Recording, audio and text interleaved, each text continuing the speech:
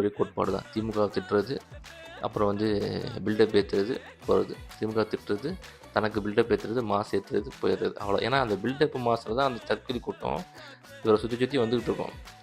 ஓகேவா? ரியாலிட்டி எதாவது பேசினார்னா அவெல்லாம் போயிடுவான்.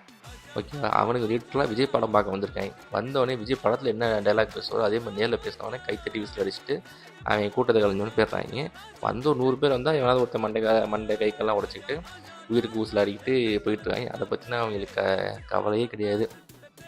வந்தோமா பார்த்தோமா போனோமான்னு போயிட்டுருக்காங்க. விஜய் வந்து ஒரு பொம்மை மாதிரி, அதாவது நம்ம நேரில் பார்க்க முடியாது, நம்ம ஊருக்கு வந்திருக்கா நேரில் போய் பார்த்துறோம், அவ்வளோதான் விஜய். இந்த ரேஞ்சு தான் போயிட்டுருக்கு. இந்த எலெக்ஷனில் விஜய் வந்து நல்லா ட்ரௌசரை கழட்டி விட்டு அனுப்ப போகிறாங்க.